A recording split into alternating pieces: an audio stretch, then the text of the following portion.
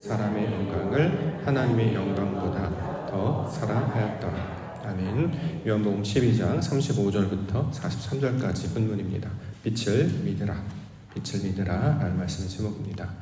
2025년 제2차 전교인 특별 새벽기도회 오늘 셋째 날 맞이했는데요. 이번 한 주 고난주간 이름으로 나아가고 있습니다. 고난주간 동안 십자가를 향해 나아가시고 부활의 영광으로 우리 가운데 찾아오신 그 예수 그리스도의 사역과 교훈을 기억하며 말씀과 동의하는 우리 기도의 한 주간이 되기를 소망합니다. 자, 오늘 본문에서는 빛에 대해서 말씀하고 있는데요. 36절 보겠습니다. 36절에 너희에게 아직 빛이 있을 동안에 빛을 믿으라. 그리하면 빛의 아들이 되리라.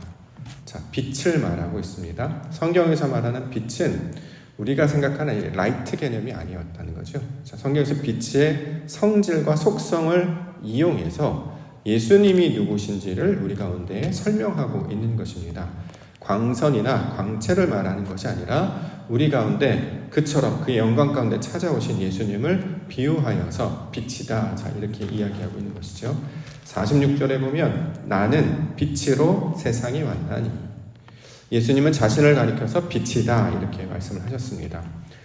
요한복음 1장에도 보면 요한은 이 땅에 참빛이 오셨다 이렇게 증언했죠. 요한복음 1장 9절에 보면 참빛 곧 세상에 와서 각 사람에게 비추는 빛이 있었다. 여기서 말하는 빛은 창세기 1장에 등장하는 그 빛을 말하고 있는 것이죠.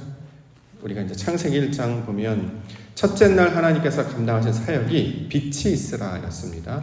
창세기 1장 3절 하나님이 이르시되 빛이 있으라 하시니 빛이 있었다. 여기서 말하는 것은 우리 눈에 보이는 그런 개념, 광선을 가리키는 개념이 아니라 그리스도 예수를 가리키는 말이었습니다. 자, 빛이 하나님 보시기에 좋았다. 하나님 빛과 어둠을 나누사 빛을 낮이라 부르시고 어둠을 밤이라 부르시니라. 저녁이 되고 아침이 되니 이젠 첫째 날이다. 자, 빛이 있으라 라는 말을 우리 가운데 주신 것은 바로 앞구절 창세기 1장 2절에 땅이, 여기서 말하는 땅은 그 땅을 가리키는 말이고 그 땅은 바로 우리를 가리키는 말이라고 했어요.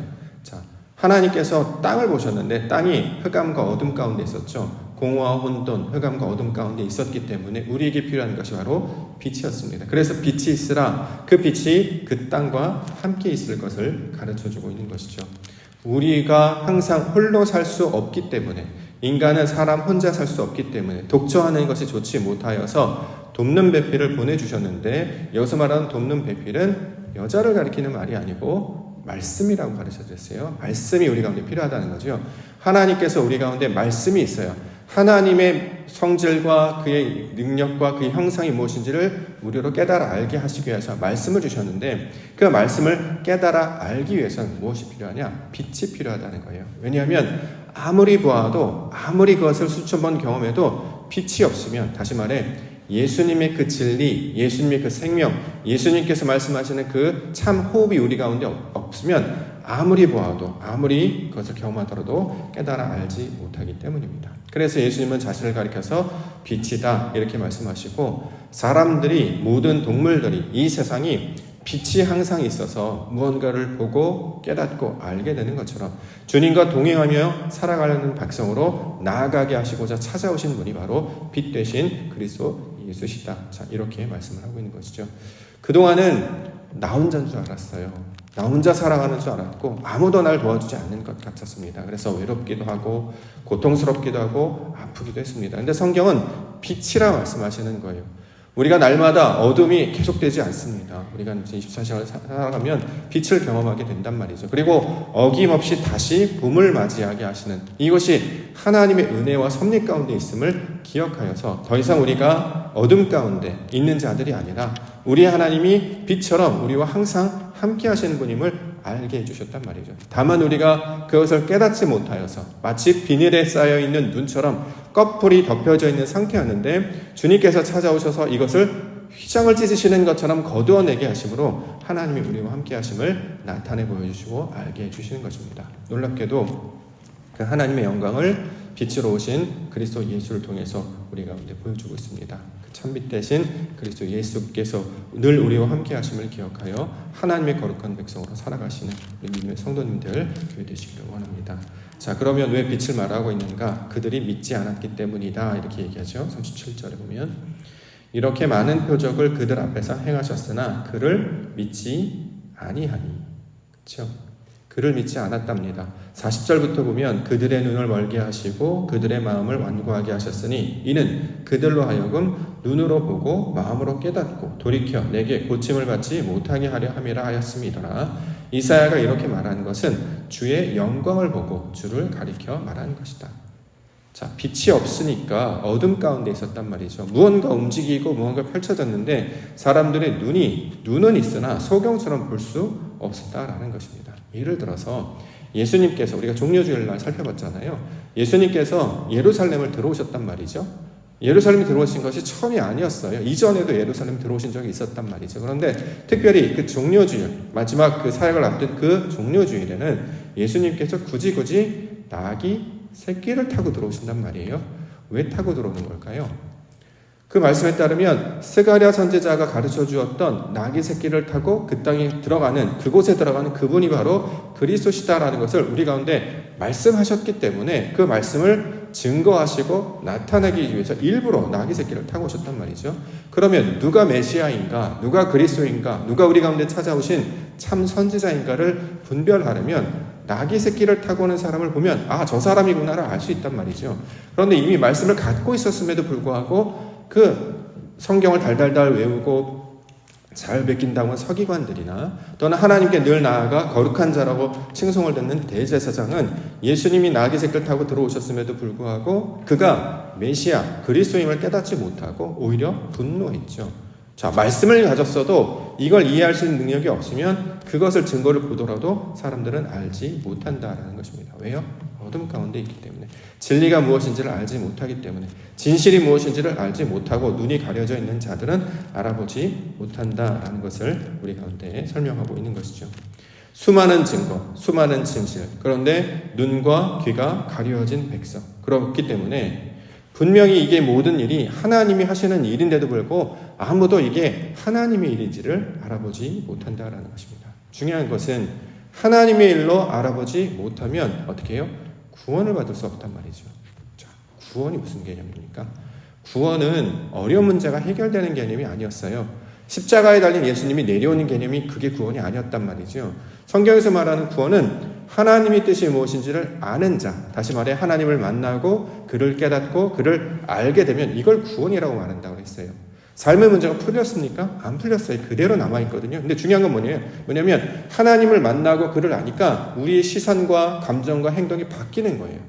내 생각으로 볼 때는 1차원, 2차원, 평면적으로 것을 봐서 큰 것들이 앞에 있으면 큰일 나는 것처럼 당황하기도 하고 불안해하기도 하고 낙심하기도 했습니다. 근데 하나님의 눈으로 보니까 그게 아무 일도 아니었다라는 걸 알게 된단 말이죠. 땅에서 보던 눈이 아니라 하늘의 눈으로 바라보게 되니까 그것은 아무 일도 아니게 되는 것. 큰 문제가 아닌 것. 자, 어둠이 찾아와요. 불안하고 두려워했습니다. 그래서 사람들이 공포에 떨었단 말이죠. 그걸 애굽에 있을 때 경험했지 않습니까? 그런데 나중에 보니까 그 어둠이 우리 가운데 찾아오신 것은 애굽에서 우리를 이끌어서 홍해를 건너게 하시고 광야로 나아가 가나안 땅으로 인도하시려고 하는 하나님의 크신 사역이 우리 가운데 있었단 말이죠.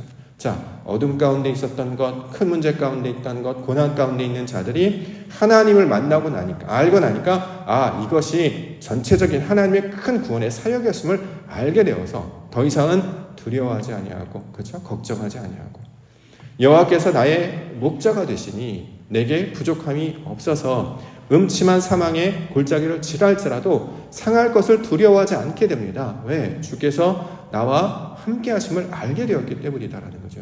자, 이전에는 무엇이 없으면 무엇을 먹을까, 무엇을 마실까, 무엇을 입을까 늘 염려했던 자들이 주님께서 우리와 함께 하시는구나. 그러므로 우리가 구해야 될 것은 이 땅에서 있는 걸 구하는 게 아니라 저걸 주세요, 이걸 주세요, 이걸 허락해 주세요, 이걸 구하는 것이 아니라 먼저 그의 나라와 그의 의를 구하는 것이 하나님의 백성으로 살아가는 아버지께서 원하시는 뜻이구나. 그러므로 우리 가운데 그 영광을 보여주신 예수님이 우리의 증거가 되시고 예수님이 우리와 함께 하실 때에 하나님의 뜻을 알게 되면 그 빛을 믿을 것을 우리 가운데 가르쳐주고 있는 것이죠.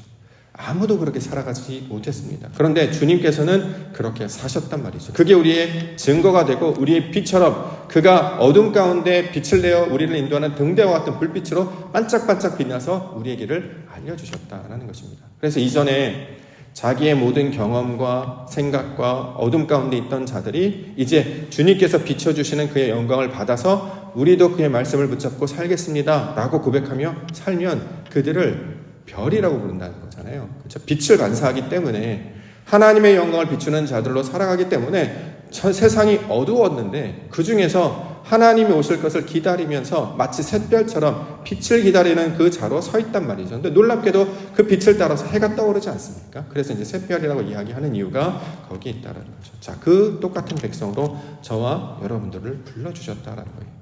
자, 세상에서도 그런 일들이 일어나면 아침이 밝았구나, 낮이 오겠구나, 계절이 바뀌었구나, 봄이 오겠구나를 아는 것처럼 우리 하나님은 멀리 계신 분이 아니라 늘 우리와 함께 하시는 분이시다. 그러므로 우리가 해야 될 것은 그 하나님이 하시는 영광을 보게 하기 위해서 눈이 뜨여지고 마음이 깨어지고 생각이 바뀌어지는 일이 아니겠습니까? 자, 그 일을 누가 보여주셨느냐? 예수님께서 내가 하는 일은 아버지께서 하는 일이고 내가 하는 것은 나의 영광하는 일이 아니다. 자, 이렇게 말씀하고 있는 것이죠. 44절과 45절에도 나와 있는데요. 예수께서 외쳐 이르시되 나를 믿는 자는 나를 믿는 것이 아니요 나를 보내신 이를 믿는 것이며 나를 보는 자는 나를 보내신 이를 보는 것입니다. 나는 빛으로 세상에 왔나니 무릇 나를 믿는 자로 어둠에 거하지 않게 하려 함이로라. 주님께서 살아가셨던, 주님께서 걸어가셨던 그 십자가의 길을 우리가 목격하게 되었으므로 진짜네, 정말 그런 일이 있네. 어떤 사람들이 하나님을 믿게 되면 다시 기쁨을 얻고 만족을 얻게 될 것이라고 이야기했더니 정말 우리 주님께서는 그렇게 그런 모양으로 살아가셨네 라고 우리 가운데 가르쳐주고 있다는 거죠. 그러므로 우리의 생각과 우리의 소망은 이 땅에 두는 것이 아니라 하늘에 두는 것이다. 하나님의 영광과 그 하늘을 품는 자들은 마치 모든 것들을 다 소유하는 자처럼 살게 되기 때문에 하나님의 나라를 지금부터, 바로 이 순간부터 경험하게 해주셨다라는 거죠. 이처럼 하나님을 알고 깨닫고 만나서 경험하는 자를 구원받은 자라고 이야기를 합니다. 구원의 시작이죠. 그것이 다 이루어지기까지 우리 하나님께서 동행하시고 계속 인도해 주실 것입니다. 46절과 47절도 한 번 더 보겠습니다. 나는 빛으로 세상에 왔나니 무릇 나를 믿는 자로 어둠에 거하지 않게 하려 함이로라. 사람이 내 말을 듣고 지키지 아니할지라도 내가 그를 심판하지 아니하노라. 내가 온 것은 세상을 심판하려 함이 아니요 세상을 구원하려 함이로라. 구원, 하나님을 알게 하도록, 하나님을 만나도록, 하나님을 구원하는 자로, 우리 하나님은 살아계신 자임을 알게 하시는 자로 주님께서 찾아오셨다는 거예요. 그래서 그를 돕는 자, 보혜사라고 부르고, 그가 보내신 성령을 또 다른 보혜사, 우리를 늘 도와주시는 분, 그 도와주시는 분은 이미 창세기 1장에 돕는 배필로 말씀을 우리 가운데 함께 하셨고, 실제로 육신으로 찾아오셔서 이 땅 가운데 하나님의 살아계심을 직접 몸으로 보여주셨다라는 거죠. 다만 육신 가운데, 경험 가운데 한 번도 그걸 경험하지 못하고 한 번도 깨닫지 못하니까 원래 내가 가지고 있는 그 자아, 원래 내가 가지고 그 틀을 깨도록 십자가 사건을 보여주심으로 어떻게 부활의 영광과 소망으로 나아가는 것을 우리 가운데 가르쳐 주셨다라는 것입니다. 자, 그것을 우리 가운데 말씀으로 깨닫고 이 눈이 새로워지고 생각이 바뀌고 마음이 새로워지는 놀라운 은혜의 역사가 우리 가운데 나타나기를 원합니다. 저는 이 빛을 믿으라라고 할 때 이 빛을 어떻게 설명하면 좋을까 늘 고민을 하는데요. 이게 마치 저것과 좀 닮아 있는 것 같아요. 예를 들어 힘이라는 단어가 좀 닮아 있다고 생각합니다.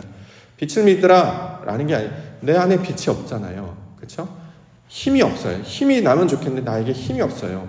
사람들은 이야기하죠. 힘내. 힘이 없는데 힘이 없다고요. 근데 힘내. 어떻게 해야 힘을 내냐? 누군가 나에게 힘이 되어줘야 내가 힘을 낼 수가 있어요.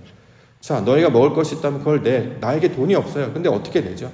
누군가 나에게 그 돈이 되어주시고 힘이 되어주시고 능력이 되어주고 생명이 되어주실 때 이것이 바로 빛의 역할을 나타내는 그 똑같은 모양이겠구나 하는 생각을 많이 하게 됩니다. 예전에 이 묵상하면서 예전에 이제 수련했던 생각들이 많이 나타나요. 제가 이제 예전에 이제 전도사 사역할 때는 주로 이제 중고등부, 청년부를 맡아서 이제 수련을 합니다. 이제 수련을 하면 이제 저녁 때 이제 어른들이 찾아오시잖아요. 잘하고 있는지, 애들은 잘 있는지인데, 어떤 분들은 오셔서 응원해 주시고 기도해 주시는 분이 있는가 하면 어떤 분들은 이제 오셔서 눈에 보이는 거, 신발 정지가 안 됐다, 숙소에 가봤더니 애들이 난리가 났다, 이런 거 정리시켜, 이게 교육 아니냐, 막 이렇게 하시면서 하시는 분들이 있었어요. 그래서 프로그램 하다 말고 잠깐만 기다려, 제가 가서 막 정리하고 그런 적도 있었거든요. 근데 그렇게 하는 것이 이제 일상적인 것이다라고 생각을 하는데 제가 만났던 또 다른 분은 어떤 분이었냐면 수련회 때 이제 찾아오시면 이제 늘 이제 아이스크림 같은 거 사들고 오시고 뭐 이렇게 맛있는 거 사들고 오시고 그래서 그런 거 사들고 오시면 꼭 이제 아이들 앞에 이제 말할 수 있는 시간을 꼭 내어드립니다. 우리 장로님 오셨으니까 우리 감사하다는 이야기하고 우리 맛있게 먹자. 장로님 한마디 해주세요. 이렇게 하면 보통 한마디씩 하시거든요. 제가 만났던 그분은 전혀 그런 걸 안 하시고 어딜 가시는지 모르겠는데 늘 찾아보니까 늘 어디에 계시냐면 화장실에 가 계세요. 가서 뭐 하나 봤더니 청소하고 계시더라고요. 아이들이 몰라서 못하는 거잖아요.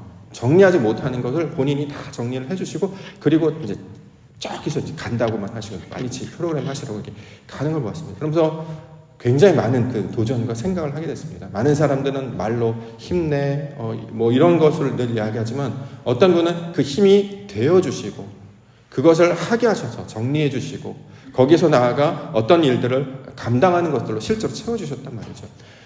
내가 학교를 갔는데 만약 교회로 왔는데 성경책이 없어요. 그럼 어떤 사람 너 왜 성경책 안 갖고 왔어? 너 교과서 어디 있어? 하는 분이 있는가 하면 이렇게 자기 거를 쓱 내어주시는 분이 있죠. 거기서 큰 감동을 얻는 거 아니겠습니까? 이제 그런 모습이 갑자기 떠오르면서 주님께서 우리 가운데 빛이 되어 주신다는 건 우리는 잘 알지 못했어요. 근데 주님께서 우리 가운데 찾아오셔서 그 부족한 부분들을 채워내심으로 이 사람은 모르는 사람이 아니다. 하나님의 백성이다. 그것들을 채워주시는 그 역할을 우리 가운데 해주신단 말이죠. 그러므로 그걸 깨닫게 되면 우리의 인생 가운데 나 혼자 살아가는 게 아니었고 그때마다 날 도우시는 손길이 있었음을 알게 되는 것입니다. 그래서 나중에 어떻게 하냐면 그 주님께서 우리 가운데 빛으로 오셔서 우리를 구원의 백성을 인도하셨던 것처럼 우리도 그 모양으로 나아가야 되겠다. 유대인들처럼 바리새인들처럼 어떤 것을 지적하고 어떤 것을 이야기하는 그런 사람이 아니라 그가 그 힘이 없어서 감당하지 못해서 힘이 되어주고 능력이 되어주고 생명이 되어주고 함께 해주는 것으로 힘을 얻게 하시는 그 빛의 영광을 우리 가운데 찾아오신 그리스도 예수의 사역을 닮아가게 된다는 것이죠. 우리 주님께서 우리와 함께 하셔서 우리를 계속해서 십자가에 달리시는 것은 우리가 몰랐기 때문이잖아요. 못했기 때문이잖아요. 그런데 주님께서 해내셨단 말이죠. 왜요? 우리는 그래서 살게 하시려고. 그건 교육이 아니라 시간이 지나면 때가 되어야 깨닫는 것이기 때문에 성령이 우리 가운데 임재하셔야 깨달을 수 있는 것이기 때문에 하나님의 때가 올 것이니 대신 내가 맡고 있을게. 대신 내가 빛을 비추고 있을게. 내가 이 자리를 지키고 있을게. 그 역할을 감당하면 마침내 하나님의 때에 놀랍게도 깨닫게 해주셔서 그 역할을 동일하게 감당하게 해주실 줄 믿습니다. 교회를 오랫동안 지켜오셨던 분들이 아마 그 역할이라고 생각을 합니다. 이야기하고 구호를 외치는 것 그것이 아니라 내가 그 비어있는 자리를 채워내고 하나님의 영광의 일을 감당하여 나아갈 때 빛의 자녀들의 모습처럼 그 부족한 부분들을 채워나아갈 때 아버지의 때가 이르를 때 그 놀라운 영광을 우리 가운데도 나타내 주실 줄 믿습니다. 이 어둠 가운데 빛을 내는 하늘의 빛처럼 별들처럼 아침이 밝아올 것을 가장 먼저 맞이하심으로 하나님의 나라의 일을 비추고 그렇게 주님께서 감당하셨던 사역들을 마침내 우리로 함께 감당함으로 모든 이들 구원에 이르게 하는 하나님의 거룩한 백성 살아가시는 우리 믿음의 성도님들 되시기를 주의 이름으로 간절히 축원합니다. 기도하겠습니다.